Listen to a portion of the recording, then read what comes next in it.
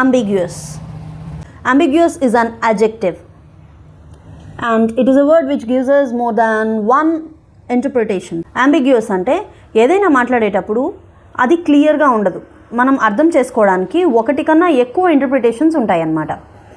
Which is unclear, confusing. Suppose ఒక teacher ఒక instruction ఇచ్చారు, అది అర్థం కాలేదు, ఇట్ ఈస్ వెరీ కన్ఫ్యూజింగ్. అప్పుడు ఏమని చెప్పొచ్చు? The teachers instructions are ambiguous. అంటే ఆ ఇన్స్ట్రక్షన్స్ అనేవి క్లియర్గా లేవు, మనం ఎలాగైనా దీన్ని అర్థం చేసుకోవచ్చు అనమాట. ఓకే, సో ఏదైతే క్లియర్గా లేదు, ఒకటి కన్నా ఎక్కువ ఇంటర్ప్రిటేషన్స్ ఇస్తున్నాయి, ఒకటి కన్నా ఎక్కువ అర్థాలను ఇస్తున్నాయి, అలాంటప్పుడు అంబిగ్యూయస్ అనే మాట వాడతారు. The teachers instructions are ambiguous, every child is confused. ఇలా వాడచ్చు. మనకు ఒక మెసేజ్ వచ్చింది, ఆ మెసేజ్ మనకి అర్థం కాలేదు, అప్పుడు ఎలా చెప్పొచ్చు? The message is ambiguous. I can't understand anything అంటే మెసేజ్ క్లియర్గా లేదు, which is very confusing. Certainty లేదు, అందులో పర్ఫెక్ట్గా చెప్పలేదు. ఎస్, అంబిగ్యూయస్ అనేది ఒక యాడ్జెక్టివ్. అండ్ ఇదే అంబిగ్యూయస్కి సినానిమ్స్ ఏమవుతాయి?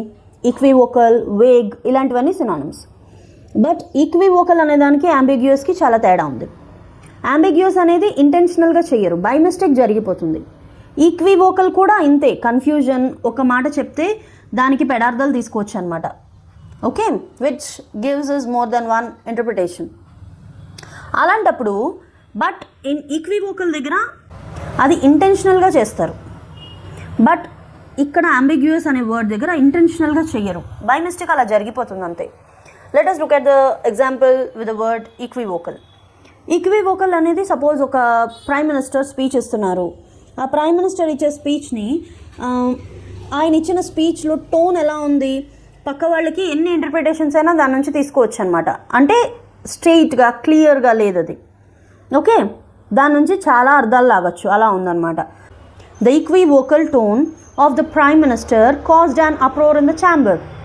అంటే ఆయన ఇచ్చినటువంటి స్పీచ్ యొక్క టోన్ ఎలా ఉంది అంటే డిఫరెంట్ మీనింగ్స్ వస్తాయన్నమాట దానిలోంచి. దానివల్ల అక్కడ ఉండేటువంటి ఛాంబర్లో చాలా కలకలం లేగిందనమాట. అప్రోర్ మీన్స్ మొత్తం అక్కడ ఉండే వాళ్ళందరూ గోలగోల చేయడం అనమాట. దీన్ని మరి ఎలా గుర్తుపెట్టుకోవాలి అనేది కూడా చూద్దాం. అంబిగ్యూయస్ని ఎలా గుర్తుపెట్టుకోవాలి? అంబి అంటే ఏంటి? టూ అని అర్థం, బోత్ అనేదాన్ని అంబి అంటారు. అంబిగ్యూయస్, దీన్ని ఎలా ప్రొనౌన్స్ చేస్తున్నాం? అంబిగ్యూయస్.